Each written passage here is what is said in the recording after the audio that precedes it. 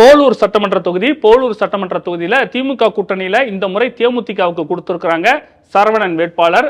அதிமுக கூட்டணியிலும் பாமகவுக்கு கொடுத்திருக்கிறாங்க பாஸ்கரன் வேட்பாளர். அதனால தேமுதிக வெர்சஸ் பாமக என்று சுவாரஸ்யத்தை கூட்டக்கூடிய ஒரு தொகுதியாக போலூர் இருக்கின்றது. நாம் தமிழர் கட்சியின் சார்பில் உமாதேவியும் தாவேகா வேட்பாளராக அபிஷேக்கும் களத்தில் இருக்கிறாங்க.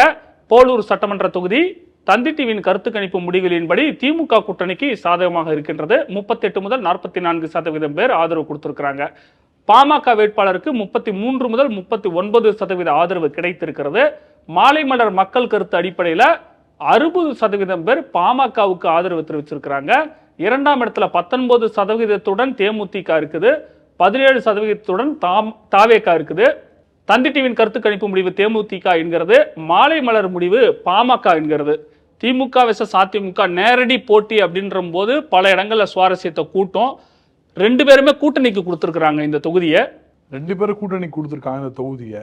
அது ஒன்று பார்க்க வேண்டியது இருக்கு. பட் எல்லாத்தையும் தாண்டி இந்த திருவண்ணாமலை மாவட்டத்திலே அதிமுக ஸ்ட்ரக்சர் என்னன்ற ஒரு கேள்விக்குறி இருக்கு.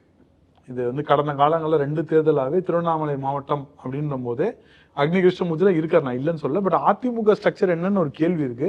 அதற்கான விடை தான் இது. ஒரு தேமுதிக வர்சஸ் அதிமுக நிக்காம தேமுதிக பாமகன்னு வரும்போது தேமுதிக அந்த இடத்துல லீட் எடுக்குது. அதாவது என்ன சொல்றாங்க, எந்த கட்சின்னு இருந்தாலும் இந்த தொகுதியில ஜெயிக்கும்ன்றாங்க திமுக கூட்டணில இருந்து. அதே மாதிரி அதிமுக தன்னுடைய வாக்கை தாவேகாக்கு இழக்குது. பிளஸ் தலித் கன்சால்டேஷன் ஒன்று நடக்குது, வன்னியர் கன்சால்டேஷன் நடக்குது. எல்லாமே சேர்ந்து it is working against AIADMK.